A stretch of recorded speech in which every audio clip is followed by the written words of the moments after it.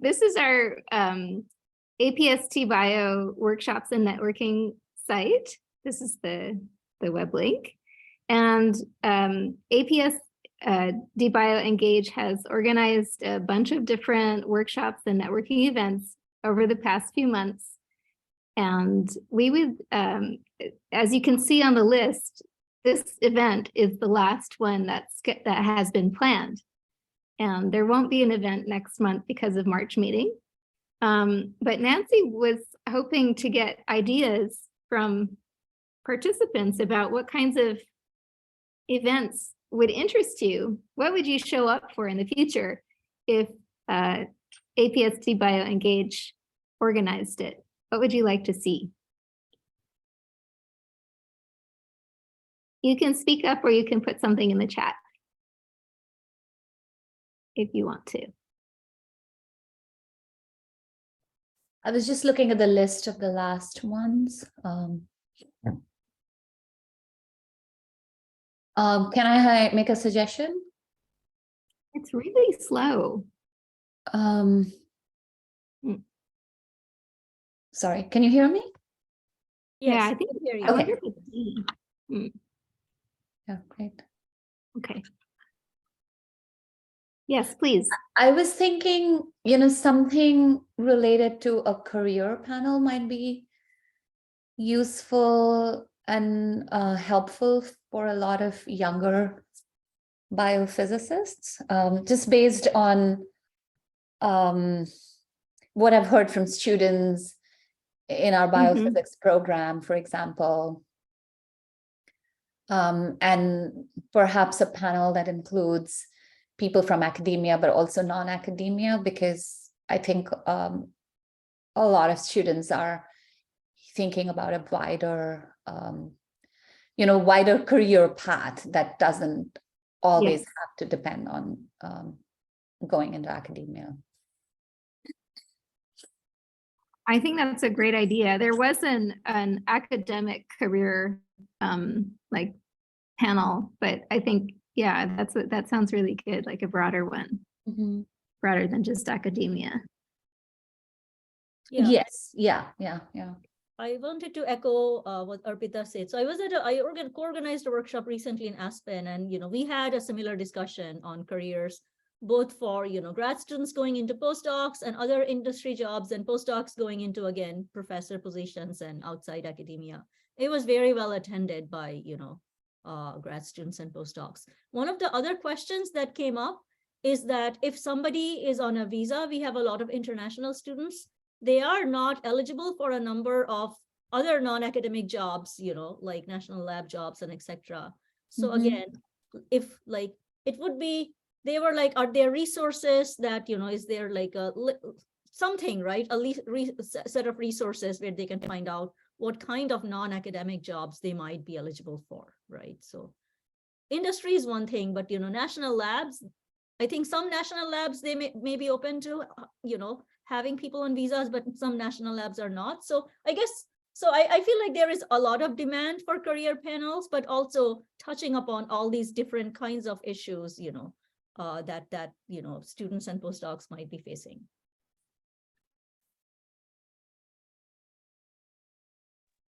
Oh, I wanted to say something. Yeah. I see Ellie here. So she just got announced a Cottrell Scholar. I just saw the news. So congratulations, Ellie. Thanks, Val. It's this morning's news, kind of. So yeah. Thanks.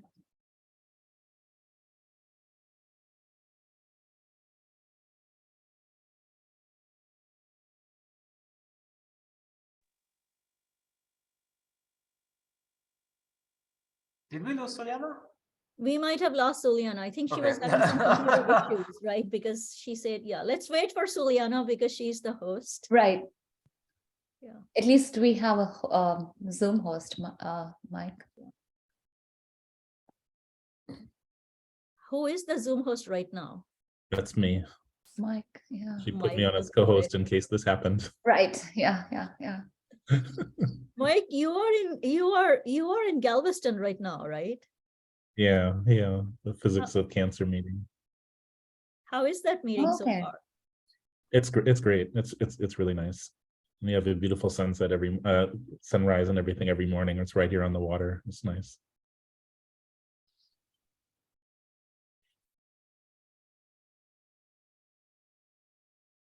Okay, Suliana is back.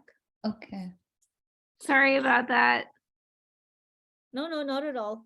We guessed that it must be something. Yeah, I'm in Heidelberg at EMBL, and I think that the internet is not good here, but I just changed the network, so I hope it'll be better. It seems better to me. I hope to you too. Okay, here we go. Yes, so I heard and noted your suggestions about a career panel that's broader than just academia. And please just, feel free to reach out if you have other ideas. Okay, let's move forward. So yes, I also wanted to inform you all that this workshop, as well as previous ones, are available on the DBIO outreach website. So if you want to, see any of those other events that you couldn't participate in, you can still watch them. And I did that. Also, I got a ping from someone at APS who had information from APS about March meeting and how to network at the March meeting. So here was what they shared with me. They said that in the March meeting app or virtual platform, you can create a profile that includes links to your LinkedIn, Facebook. I don't know who wants to do that. I don't think I personally would, or Instagram profiles, and as well as uploading a document. So you could, for example, upload a CV. You can also message other attendees and presenters through the app. And there will be Zoom-like discussion and chat groups in the virtual platform for different topics. And then after the meeting, you can forward your contacts, save your documents and meeting notes so that to your email so that the information won't be lost. Okay, so helpful information from the APS. And with that, I would like to call on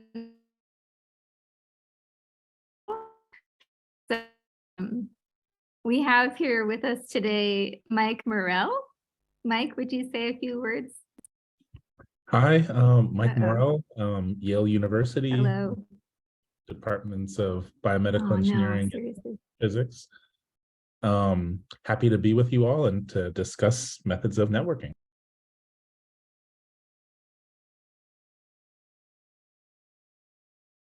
Thank you, Mike. And Moumita Das. Hi, I'm Moumita. I go by Mo. I'm in the physics department at RIT, and I'm going to be at the March meeting. I am a biophysics theorist, and I'm also happy to, discuss what it's like or learn about strategies for networking as an introvert.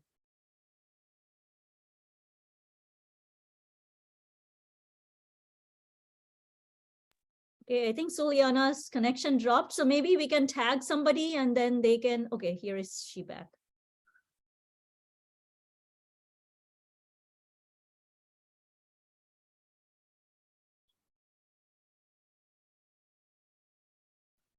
Maybe we can keep going with We can Sahand. keep going. So Arpita, do you want to go next? Yeah, I can go. Hi, everyone. I'm Arpita Upadhyaya. I'm professor in the physics department and biophysics program at the University of Maryland in College Park. I'm an experimental biophysicist working on biophysics of the immune synapse, as well as various other questions in mechanobiology, including transcription dynamics and gene regulation. And we do a lot of microscopy and imaging in our studies. I've been going to the APS March meeting regularly starting from my graduate student days, and I'll be happy to talk about ideas related to networking and getting to know people. And you're also you won the election as an incoming chairline, right? So and as well as yes, that. So I will be even more engaged and looking forward to doing that. Yes. Okay. I see Suliana is back, but I maybe I am can. back. Yeah. Yes, but please just pass the baton. Okay. Ali, so have I'll- you already introduced yourself? Oh, hi. I'm Ali Patteson. I'm an assistant professor of physics at Syracuse University. I do experimental biophysics. We work on bimentin intermediate filaments and their role in cell motility and cell mechanosensing, as well as a branch of our lab that does collective behavior in bacteria colonies.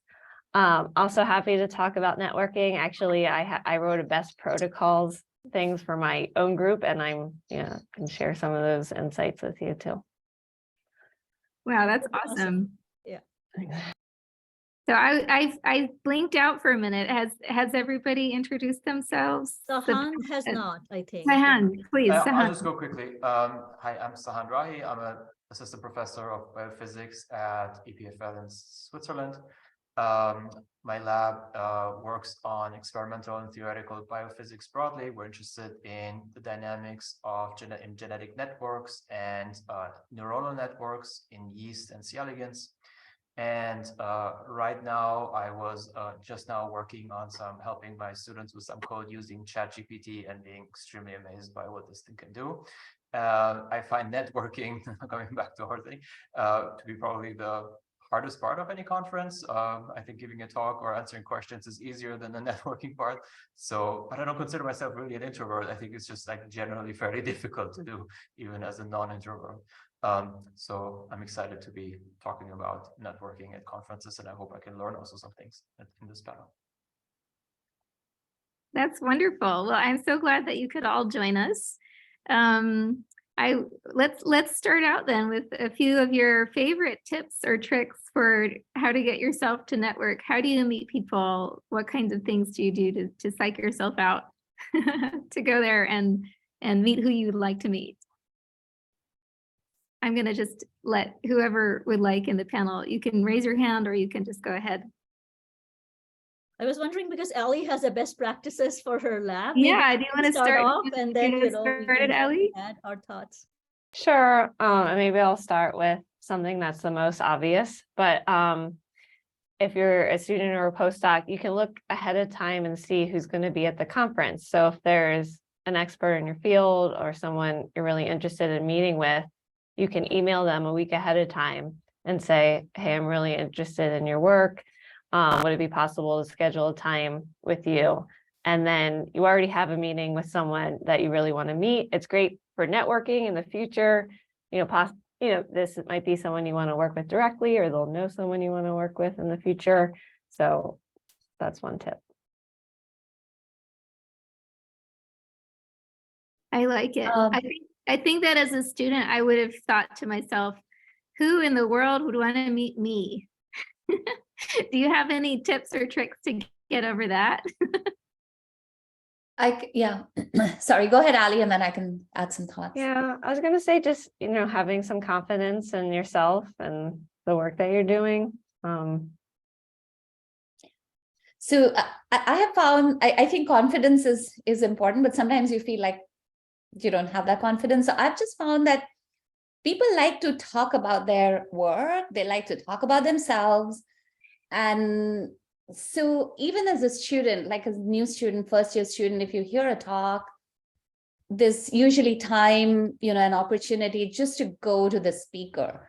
And I found that works well. You can just go up to the speaker at the end, think of one question you want to ask them after their talk, and just ask them that. And don't be shy. There's the usual suggestion that there's no stupid question, right? So I just feel that, and I have done that many times, starting out as a graduate student, just go to someone and ask one question. And if it's in the context of their talk, for example, or you can say, oh, I was interested in that aspect, or if there's any connection with your work, I just find that people like to talk. So, take advantage of that, take advantage of that and don't be, and don't be afraid to ask that question. Yeah. That's great advice. Yeah, I would also echo that. Like, if you're afraid of especially asking a question during a session, which many of us were as grad students, and even now might be, you can wait until the session ends, and speakers often stick around, and then you can go up to the speaker at the end of the session and then ask your question. The other thing I have discovered, like when I was a grad student or even a postdoc, I never went to any of the DBIO or DSoft or any business meetings. I thought it's only for faculty, but that's actually not true at all. So one of the things that I will suggest is going to the business meetings, right, which are held in the evening, almost right after the session ends, like starting at 5:45, 5:30 or 5:45. And at the business meeting, the two people who are sitting next to you on each of your sides, at least ask them, who they are, what they work on, and, or any people who are nearby, right? It's because the people who are sitting next to you before the business meeting starts will probably also be waiting, for it to start. So at least that's one way of starting to make some contacts, right? So the goal should be, that every day, maybe you meet 3 new people whose research, you have found out about, and they could be people in your also a grad student or postdoc like you, or professors, right? So not a lot of socializing, but like building it up step by step, right? Little by little. And that I found as an introvert is quite doable. There's also additional opportunities. So I guess it was last year we had these roundtables, luncheons with professors. And so I sat at a table and students and postdocs came by and we sat, and it was, I think it's a little bit lower pressure because, when you don't feel like talking, you can eat and then you can choose your moment. And so and at that time, that hour and a half is basically devoted just to you and just to make connections. I also found that when I was a student, similar to that, oftentimes there were kind of like affinity groups. And so whether it's, just all trainees together, or I went to ones that were, organized, for example, for African Americans in physics. It was kind of a nice way to branch out, and people in those situations are often thrilled to connect you to a broader group of people as well. So like the roundtables, the affinity groups, these are like really, I think, prime times to be able to get good connections and meet with people. I also think poster sessions are a really good place to meet people. Because you can just go talk to, whoever's presenting, introduce yourself, even make connections, like exchanging, email information if you have questions that you might want to come to later, because it also reduces the barrier that one might have in asking questions at the talk itself, but also it creates that personal connection. Totally. Ali, do you have other tips that you would share with us from your best practices?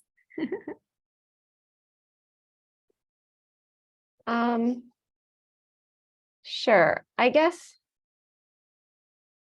yeah, trying to meet many people, and maybe for you that's 3 people, right, to help your network grow. You should consider taking breaks, because one, you're learning lots of new science and meeting new people, and if you're an introvert, that's gonna take some of your energy.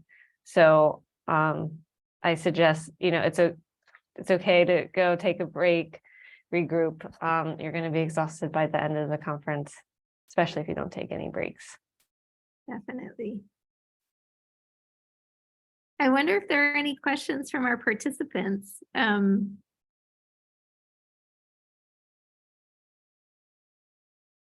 No. We have true introverts in our panel, in our participation today. One of the things that I've done in the past is to ask somebody to introduce me, because I feel I have more courage when there's like, somebody knows somebody else. Then I say, hey, I really love to meet that person. And then it's like, you know, it would feel more natural for me than just walking up to somebody and introducing myself. So I've done that a lot. I do that even now, actually. I'm like, do you know so-and-so? Can you introduce me? Should we have a quick, I don't know if it'll take too much time, but brief introduction from the participants? Yeah. Today? I think, you know, like this yeah. group of people, if you're all going to March meeting, then, you know, there's like 15 people here that you could potentially reach out and say, let's have coffee together or something like that. Totally. And get to know Yeah, each other. So at least it's a starting point. If it, you know, depending on the number of people, I thought we would do breakouts. We could do 2 breakouts to make it a little bit more manageable. It looks like there are 24 people. We could do 2 or 3. What do you think? Should we do it? Yeah, that could be something. So just quickly in response to what Arpita was suggesting, is there a way in the app, etc., to, like, you know, so I went to a conference recently, you know, where, you know, people started a running group in their conference app, and then people will just meet up after the talks and then go for a run together, or before the talks and go for a run. I wonder if, you know, in the app, there is a possibility of starting like some group activities and then some people can join, right? Yeah, there's supposed to be these chat groups, and presumably for different topics, and presumably you can make a topic like I like to run. And then, you know, other people could join you and you could make a plan in the chat group. So it should be possible through the app. Okay. It's a good idea. All right. But yeah, for, you know, breakout room sounds like a good idea if you want to break out into groups and then do introductions. Okay, cool. Let's do that.